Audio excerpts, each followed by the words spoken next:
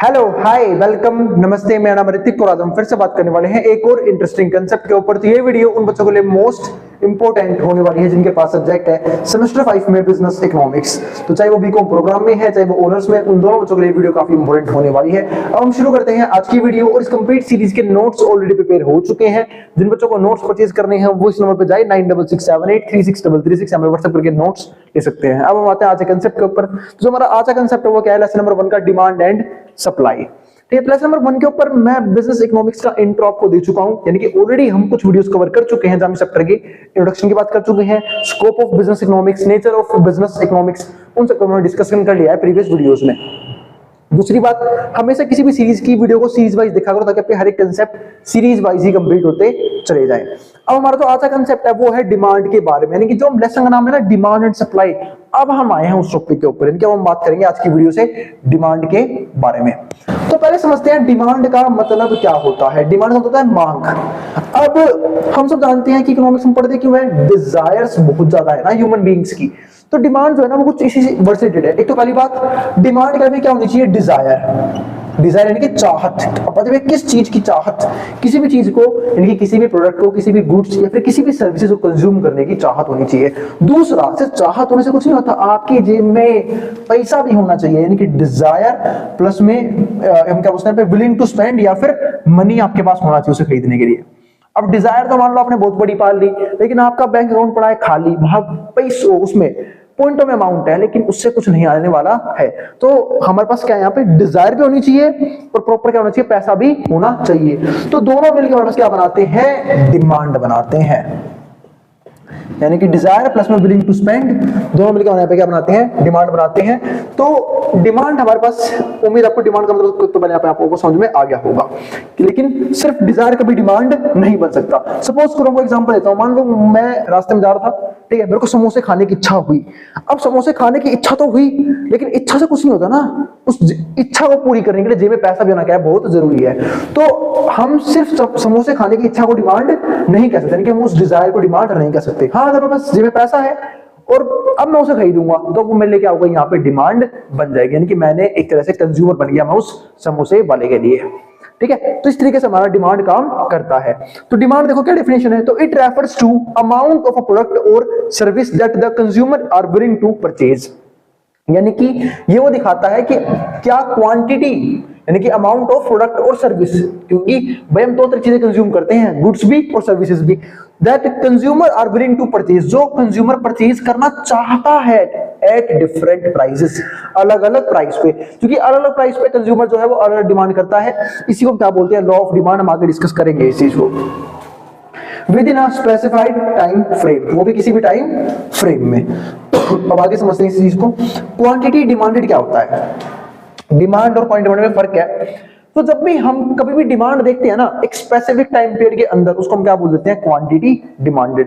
यानी कि जब मैं एक पर्टिकुलर टाइम पे डिमांड का लेवल चेक कर रहा हूं, मतलब किस प्राइस पे किस टाइम पे एक कंज्यूमर कितनी क्वांटिटी बाय करना चाहता है, उसको हम क्या बोलते हैं? Quantity demanded. तो it is the specific amount, यानी कि वो क्या है? स्पेसिफिक अमाउंट है of a product or service that buyer are ready and able to purchase, जिसको बायर चाहता भी है खरीदना और एबल भी है, यानी कि उसके पास जेब में पैसा भी है। मैंने कहा ना, चाहत से कुछ नहीं होता मेरे भाई, पैसा भी होना चाहिए at a certain price within a set time frame. फिर क्या आता है? Demand for a product is how much of it a consumer wants to buy. अब यहाँ पे देखो, यहाँ पे मैंने टाइम चेंज कर दिया, तो यहाँ पे हमने तीन चीज देखी। तीन चीज क्या? पहला प्राइस, दूसरा हमने क्या देखा? कितनी क्वांटिटी को बाय करना चाहता है, तीसरी हमने क्या देखी यहाँ पे? Time frame. टाइम फ्रेम भी क्या है? काफी जरूरी है, और वो एबल भी होना चाहिए उस चीज को खरीदने, यानी कि उसके पास पैसा भी होना चाहिए। तो जब भी मैं एक बात ये कह सकता हूं, जब भी हम किसी पर्टिकुलर टाइम पीरियड पे डिमांड की बात करते हैं, उसी को हम यहाँ पे क्या बोलते हैं? Quantity demanded. यहाँ पे डेफिनेशन में क्या दिया हुआ है? Demand for product is how much of it a consumer wants to buy. Demand इस बात से भी हम तय कर सकते हैं कि कंज्यूमर जो है एक गुड्स की, एक सर्विसेज की कितनी क्वांटिटी को बाय करना चाहता है, उसको क्या बोलते हैं? डिमांड बोलते हैं। फिर यहाँ पे क्या आता है? बाय एट स्पेसिफिक प्राइस, एक स्पेसिफिक प्राइस पे ड्यूरिंग अ पर्टिकुलर टाइम, एक पर्टिकुलर टाइम पे। अब हमारे पास क्या है यहाँ पे? अगला पॉइंट। तो डिमांड तो हमारा यहाँ पे क्या होगा? क्लियर हो गया कि डिमांड होता क्या है। अब अगर मैं आगे बात करूं, ये मेरे पास क्या है? इंडिविजुअल डिमांड फंक्शन, यानी कि डिमांड फंक्शन क्या चीज होती है?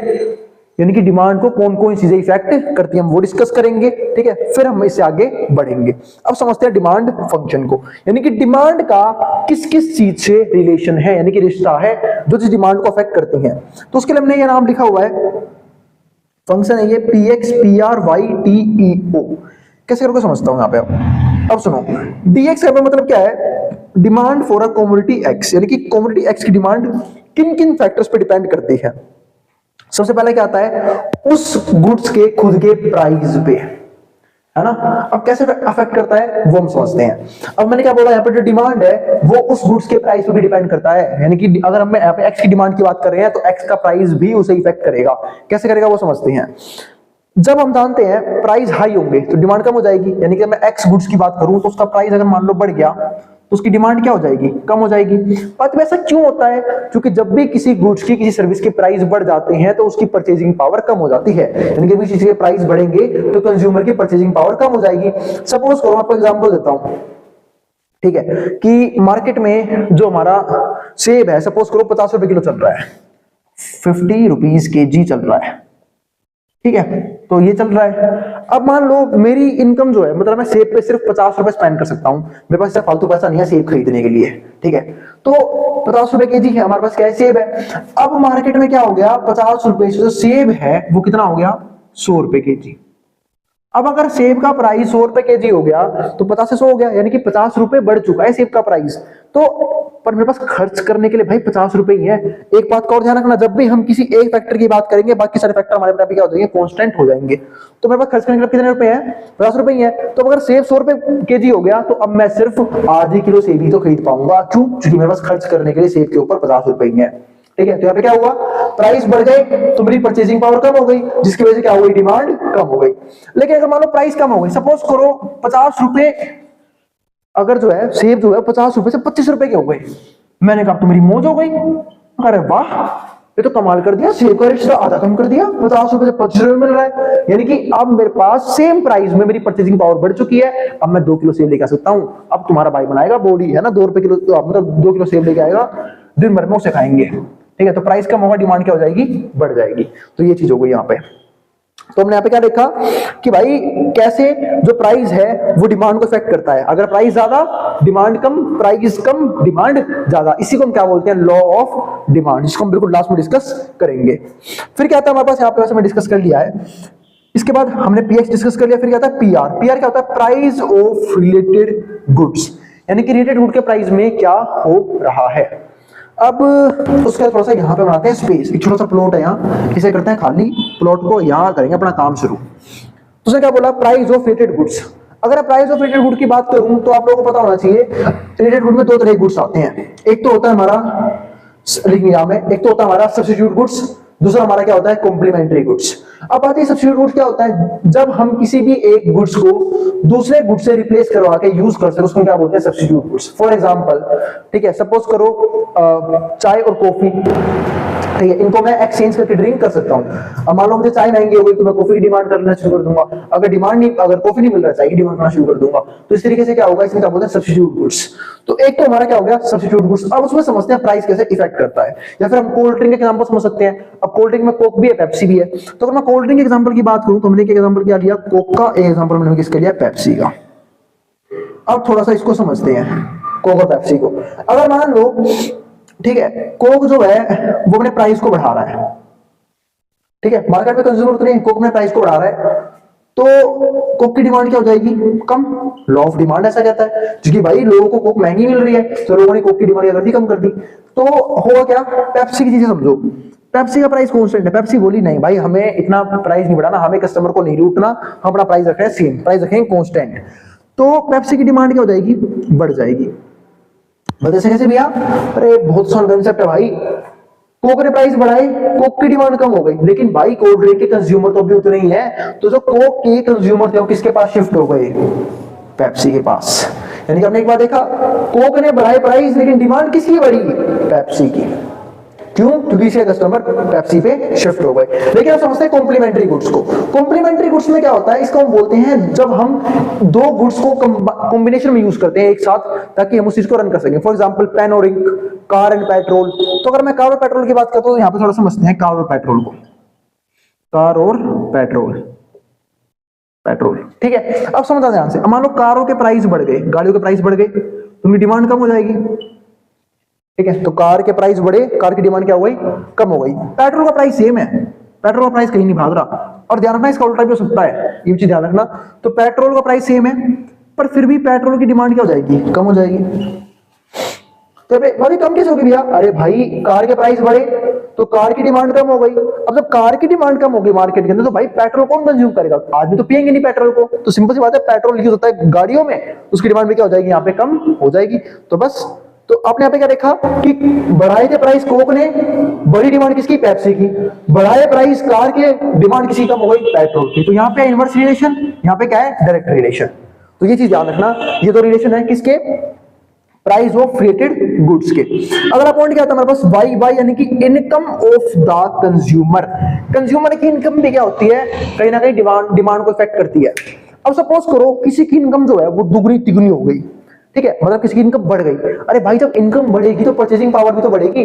परचेजिंग पावर बढ़ाने के दो ही तरीके होते हैं, अगर मैं डिमांड कंसेप्ट के से बात करूं तो, या तो प्राइस कम हो जाए, जैसे ऊपर हुए थे, प्राइस कम हो गए तो मैं सेम प्राइस में ज्यादा क्वांटिटी खरीद सकता हूं, या फिर मेरी इनकम यानी कि मेरी रियल इनकम क्या हो जाए, इंक्रीज कर जाए। और जब इनकम बढ़ेगी तो मैं ज्यादा डिमांड करूंगा, ज्यादा गुड्स जो है वो बाय करूंगा। तो ये भी इंपॉर्टेंट था। तो इनकम ऑफ द कंज्यूमर, अगर इनकम बढ़ेगी तो डिमांड बढ़ेगी, इनकम कम हो तो डिमांड कम हो जाएगी। अगला पॉइंट क्या आता है हमारे पास, इसके बाद टेस्ट एंड प्रेफरेंस।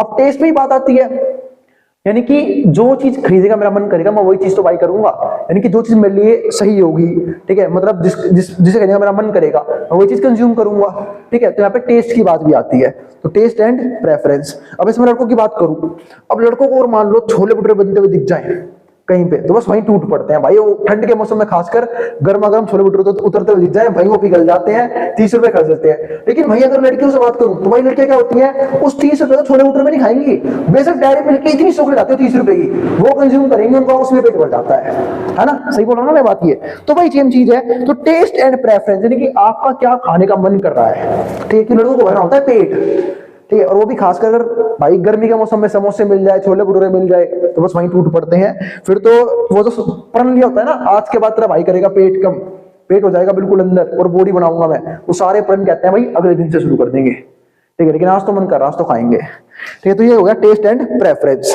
अगला पॉइंट क्या था हमारे पास यहाँ पे ई में, फ्यूचर एक्सपेक्टेशंस।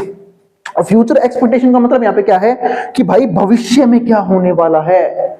अब सपोज करो कि भविष्य में जो है किसी चीज की मुझे लग रहा है, मुझे ऐसा फील हो रहा है, फिर मुझे लग रहा है कि मार्केट में इस चीज की जो है प्राइस बढ़ने वाले हैं भविष्य में, मैं उसकी डिमांड आज ही बढ़ा दूंगा, मतलब मैं उसे पहले से ही अपने घर में स्टोर करके रख लूंगा ताकि अगर फ्यूचर में अगर उसके प्राइस बढ़ भी गए तो मुझे किसी तरह का अफेक्ट ना पड़े। लेकिन सपोज करो मुझे ऐसा लग रहा है कि फ्यूचर में उसके प्राइस कम होने वाले हैं, मतलब मैं अगर आज कंजप्शन कुछ टाइम के लिए रोक लूं तो फ्यूचर में उस चीज के प्राइस कम हो जाएंगे, तो मैं क्या करूंगा, आज उसकी डिमांड बंद कर दूंगा और जब उसके प्राइस कम होंगे तब उसे बाय कर लूंगा। इसी को हम क्या बोलते हैं, फ्यूचर एक्सपेक्टेशन का प्रभाव किसके ऊपर, डिमांड के ऊपर। इसके अलावा अदर फैक्टर्स भी होते हैं जिन पे हमारा डिमांड डिपेंड करता है, वो हम डिस्कस करेंगे अभी। अब देखते हैं मार्केट डिमांड फंक्शन। तो ये तो हमारा जब इंडिविजुअल गुड्स पे या फिर इंडिविजुअल पर्सन, अगर मैं इंडिविजुअल पर्सन की बात करूं तो वहां पे डिमांड का किस किस तरीके से कौन कौन से फैक्टर हैं उस पर इफेक्ट डालते हैं। लेकिन अब मैं बात करने वाला हूं किस पॉइंट पे, मार्केट डिमांड फंक्शन की। तो मार्केट डिमांड फंक्शन में सारे पॉइंट तो है ही, ठीक है, कुछ चीजें और रहती हैं, अदर गुड्स हैं, ठीक है, पीसी है, एसओडी है, ये है क्या चीज, वो समझते हैं इस चीज को। तो market demand function is influenced not only by but each person want to buy, मतलब मार्केट डिमांड का एक पर्सन क्या खरीदना चाहता है क्या नहीं खरीदना चाहता इससे कोई मतलब नहीं है, but also by other things like how many people are in the population. Depend किस पे करता है भाई, कितनी पॉपुलेशन है। जैसे यहाँ पे क्या है, पॉपुलेशन, भाई एक सिंपल सी बात है, जहां पर जितनी पॉपुलेशन होगी डिमांड उतनी तो ज्यादा होगी। सपोज करो आजकल क्या हो रहा है, जो वर्ल्ड की टॉप इकोनॉमीज हैं, चाइना, ठीक है, हमारा अमेरिका, यूके, वो सब इंडिया में क्यों आ रहे हैं, क्यों, क्योंकि यहाँ पे इन्हें लग रही है अपॉर्चुनिटी। क्या दिख रही है, अपॉर्चुनिटी। क्यों, क्योंकि यहाँ पे जो है पॉपुलेशन लगातार बढ़ रही है, पॉपुलेशन लगातार बढ़ रही है तो लोगों की डिमांड बढ़ रही है, डिमांड बढ़ रही है तो दिख रहा है कि हाँ अगर हमने इंडिया से बना के रखी तो यहाँ पे हमारे बहुत सारे कंज्यूमर्स हैं जो हमारे प्रोडक्ट को और सर्विसेज को बाय करेंगे। आए क्या था हमारे पास यहाँ पे, तो what they are like and the time of year and weather, weather के हिसाब से भी और टाइम के हिसाब से भी, and how income is spread out among people, और इस पर भी डिपेंड भी करता है कि लोगों की इनकम डिस्ट्रीब्यूशन कैसी है। अगर सपोज करो इंडिया के लोग अमीर हैं तो वो तो ज्यादा से ज्यादा गुड्स एंड सर्विसेज कंज्यूम करेंगे, तो कहीं ना कहीं डिमांड फिर से राइज कर जाएगी, जैसे आप हमने इनकम की बात करी भी थी। अब यहाँ पे एक इंपोर्टेंट नोट क्या है वो डिस्कस करते हैं। तो factors like distribution of wealth, यानी कि अगर हम बात करूं फैक्टर कैसे, डिस्ट्रीब्यूशन ऑफ वेल्थ, वेल्थ का डिस्ट्रीब्यूशन किस प्रकार से है, population size of government regulations, population size कैसी है गवर्नमेंट की, ठीक है, और वेदर चेंजेस, मतलब एक तो क्या आ गया डिस्ट्रीब्यूशन ऑफ वेल्थ। अब डिस्ट्रीब्यूशन ऑफ वेल्थ का मतलब क्या है, हम सब जानते हैं कि जो भाई संपत्ति है वो किस तरीके से डिवाइडेड है। अगर मैं इंडिया का एग्जांपल दूं तो इंडिया में जो है इनइक्वालिटी काफी ज्यादा है, जो मैं काफी बार बोलता हूं कि ज्यादातर रिसोर्सेज सिर्फ कुछ अमीर लोगों के पास है और बाकी जो बचे रिसोर्सेज हैं उनसे बाकी 90% लोग जो है यानी कि जो गरीब लोग हैं वो उसे यूज करके अपनी जिंदगी का गुजारा चला रहे हैं। तो डिस्ट्रीब्यूशन ऑफ वेल्थ जो है वो भी डिपेंड करता है। अब ऐसे अमीर लोग हैं वो तो भाई महंगे महंगे गुड्स यानी कि लग्जरी गुड्स कंज्यूम करेंगे, यानी कि वो लग्जरी गुड्स की डिमांड बढ़ाएंगे, और जो बेचारे बच्चे मिडिल क्लास या फिर लोअर क्लास वो लोग सिर्फ क्या करते हैं, चीप प्रोडक्ट यूज करते हैं खरीदने के लिए, ठीक है, वो महंगी चीजें अफोर्ड नहीं कर सकते, ऐसे होता है यहाँ पे। तो डिस्ट्रीब्यूशन ऑफ वेल्थ उस पर भी डिपेंड करता है डिमांड, पॉपुलेशन साइज पे भी डिपेंड करता है। अगर मान लो पॉपुलेशन साइज ज्यादा है तो डिमांड ज्यादा होगी, अगर पॉपुलेशन कम होगी तो डिमांड भी कम हो जाएगी, क्योंकि लोग ज्यादा तो डिमांड ज्यादा, लोग कम तो डिमांड कम। फिर क्या आता है, गवर्नमेंट रेगुलेशन पे भी डिपेंड करता है कि गवर्नमेंट ने किस तरह के रेगुलेशंस लगा रखे हैं डिमांड और सप्लाई पे, और गवर्नमेंट अपने रेगुलेशन लगाती रहती है, क्यों, क्योंकि उसे कंट्रोल करना पड़ता है इन्फ्लेशन और डिफ्लेशन। अब बात में इन्फ्लेशन क्या है, देखो भाई तीन तरह की सिचुएशन होती है। अगर डिमांड ज्यादा है सप्लाई से, इसको बोलते हैं इन्फ्लेशन, क्योंकि डिमांड ज्यादा है सप्लाई उतनी होनी नहीं तो प्राइस क्या होंगे, हाई हो जाएंगे। अगर डिमांड कम है सप्लाई से, इसको क्या बोलते हैं डिफ्लेशन, यानी कि मंदी आ गई मार्केट के अंदर, सप्लाई तो मार्केट में भर भर के है, चीजें भर भर के, यानी कि लोग डिमांड ही नहीं करे, लोगों के पास पैसा ही नहीं है। फिर एक आता है इक्विलिब्रियम, जहां पे डिमांड उतनी हो रही है जितनी सप्लाई है, इसको हम बोलते हैं आइडियल कंडीशन, पर ये होती नहीं है। और जब भी मार्केट में इन्फ्लेशन या डिफ्लेशन आता है तब तो गवर्नमेंट रोल में आती है, अपने रेगुलेशंस यूज करते हैं उसे कंट्रोल करने के लिए। इसके बाद वेदर चेंजेस, वेदर चेंजेस के हिसाब से भी जो है डिमांड घटती और बढ़ती रहती है। अब मान लो ठंड के कपड़े हैं, भाई ठंड के कपड़े ठंड में करोगे ना, अभी थोड़ी ना गर्मियों में जैकेट पहन के घूम रहे हो, गर्मियों में जैकेट की डिमांड कर दी, ऐसा तो पॉसिबल ही नहीं है, ठीक है। और मैं अगर दिल्ली की बात, दिल्ली में ठंड होती कितनी है, 15-20 दिन की तो होती है मात्र, जनवरी में शुरू होगी, जनवरी के आखिर दिन में बट लेगी। तो weather changes and more can also influence demand, और बहुत सी चीजें हैं जो डिमांड को इन्फ्लुएंस कर सकती है, तो ये चीज भी ध्यान रखना। इसके अलावा भी तो ये तुमने देख लिया, ये क्या था हमारा प्राइस ऑफ फीड का टॉपिक। अब क्या आता है अगला टॉपिक, इसको हम क्या बोलते हैं, लॉ ऑफ डिमांड। इसके बाद में मैं आपको इस वाले पार्ट में करवा चुका था कि प्राइस जो है एक कमोडिटी का वो डिमांड पे कैसे इफेक्ट डालता है। तो अगर हम देखें बाकी चीज कांस्टेंट रहे, एक चीज ध्यान रखना, ये सारी बातें जब लगती हैं, जब मैं इसकी बात कर रहा हूं ये सब कांस्टेंट रहेंगे, जब इसकी बात कर रहा हूं बाकी सब कांस्टेंट रहेंगे। तो अगर बाकी चीजें कांस्टेंट है तो there is an inverse relationship between quantity of goods and price. तो क्या होगा, इनवर्स रिलेशन होगा किसके बीच में, क्वांटिटी ऑफ गुड्स के बीच में और प्राइस के बीच में, यानी कि प्राइस बढ़ेंगे डिमांड कम हो जाएगी, प्राइस कम होंगे डिमांड बढ़ जाएगी। If price increases the demand of good decreases, अगर प्राइस बढ़े तो जो डिमांड है वो गुड्स की क्या हो जाएगी, कम हो जाएगी, एंड वाइस वर्सा, और इसका उल्टा भी होगा, और इसी को हम क्या बोलते हैं, लॉ ऑफ डिमांड बोलते हैं। इसके बाद डिमांड फंक्शन क्या है, connection between how much of a product a consumer wants. अब कनेक्शन किस चीज का, कि कितना प्रोडक्ट जो है एक कंज्यूमर चाहता है, if its price is known as demand function. अगर वो उसका प्राइस जानता है, मतलब उसके प्राइस के अकॉर्डिंग एक कंज्यूमर कितने गुड्स की कितनी सर्विस की डिमांड कर रहा है, इसी को हम क्या बोलते हैं, डिमांड फंक्शन। अब ध्यान रखना असम्पशन कौन कौन सी है, असम्पशंस कौन कौन सी है किसकी, डिमांड की, लॉ ऑफ डिमांड की। एक चीज ध्यान रखना, एक तो ये सारी तो है ही असम्पशंस कि भाई हम इन सारी चीजों को क्या मानेंगे, कांस्टेंट, यानी कि मैं क्या मान लूंगा, प्राइस में चेंज तो हो रहा है, ये तो हो, ये इसकी वजह हम चेक करते हैं, क्योंकि ये तो लॉ ऑफ डिमांड का मेन रूल है, इसके वजह तो हो रहा है। हम क्या मान लेंगे, जो प्राइस है रिलेटेड गुड के वो क्या है, कांस्टेंट, उसमें कोई सी प्रकार चेंज नहीं आ रहा। Income of the consumer fix है, कोई चेंज नहीं आ रहा। टेस्ट और प्रेफरेंस में किसी प्रकार का कोई भी चेंज नहीं है। फ्यूचर एक्सपेक्टेशंस नहीं है, यानी कि हम प्राइस के अलावा बाकी चीजें कांस्टेंट मान लेते हैं, इसको हम क्या बोलते हैं, असम्पशंस। लेकिन कुछ दो स्पेशल है, एक कौन सी है, all goods all units of goods are identical, यानी कि आप जिस गुड्स की जिस सर्विस की डिमांड कर रहे हो उसकी सारी यूनिट्स क्या है, एक जैसी है, यानी कि कोई सी भी बाय कर लो सब क्या है, एक बराबर है। क्योंकि अगर मान लो उसमें चेंज आया क्वालिटी में तो फिर क्या हो जाएगा, यहाँ पे डिमांड और सप्लाई में दिक्कत आ सकती है। दूसरा पॉइंट क्या होता है, the goods are considered normal goods, जो गुड्स होते हैं वो क्या होते हैं, नॉर्मल गुड्स होते हैं। भाई काफी इंपॉर्टेंट पार्ट है ये वाला पार्ट, जो इसको बिल्कुल स्किप मत करना, कि जो नॉर्मल गुड्स के केस में डिमांड कैसे काम करती है वो हम डिस्कस कर लेते हैं एक बार। देखो गुड्स दो तरह के होते हैं, एक होता है नॉर्मल, एक होता है इंफीरियर। अगर जब मैं आपको समझाऊंगा ना कि लॉ ऑफ डिमांड फेल कहां कहां पे होता है, उसमें से एक पार्ट क्या है, इंफीरियर गुड्स का। अब समझते हैं नॉर्मल गुड्स क्या होते हैं। देखो जब किसी पर्सन की इनकम कम होती है तो वो कैसे गुड्स बाय करता है, एक लो क्वालिटी के गुड्स, यानी कि वो कैसे भी गुजारा करता है लो क्वालिटी के गुड्स और सर्विसेज को खरीद के।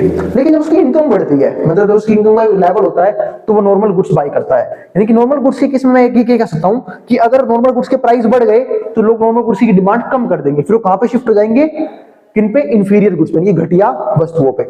लेकिन अगर मान लो नॉर्मल गुड्स की प्राइस कम हो गई तो उनकी डिमांड वो बढ़ा देंगे। ठीक है, यानी कि जब किसी की इनकम बढ़ती है तो वो नॉर्मल गुड्स की तरफ शिफ्ट होता है। लेकिन सपोज करो इंफीरियर गुड्स है, इंफीरियर गुड्स के केस में जो लॉ ऑफ डिमांड फेल होता है। क्यों? अगर इंफीरियर गुड्स के जो प्राइस बढ़ते हैं, ठीक है, तो आपस की डिमांड क्या हो जाती है, बढ़ जाती है। क्यों? क्योंकि अब वो लोग क्या लगता है कि अगर इंफीरियर गुड्स के प्राइस बढ़ गए, समझ गए, वो घटिया से अच्छी क्वालिटी की हो गई है।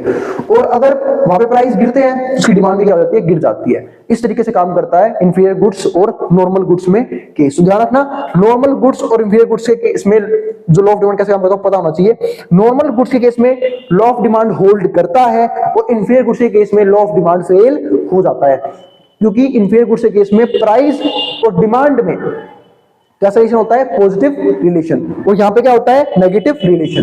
यहां पे क्या होता है, प्राइस बढ़ेगी, डिमांड कम, प्राइस कम, डिमांड बढ़ गई, इस तरीके से। तो चलो अब हम देखेंगे आने वाली वीडियो में इसके और भी कंसेप्ट के बारे में, और मैं आपको समझाऊंगा लॉ ऑफ डिमांड फेल कहां पे होता है। वहां पे मैं आपको इस चीज को डीप में ग्राफ में बना के समझा दूंगा। ठीक है, अब हम मिलेंगे अगली वीडियो में, तो तब तक के लिए बाय। अब जिसको जो उतार सकता है मैं उतार बोर्ड के सामने से। और अगर वीडियो पसंद आई हो तो वीडियो को लाइक करना मत जाना, और चैनल को सब्सक्राइब भी कर देना, और उन बच्चों में शेयर भी कर देना जिन बच्चों का एग्जाम होने वाला हो सेम सब्जेक्ट का। अब जिसको जो उतारना उतार सकता है मैं उतार बोर्ड के सामने से।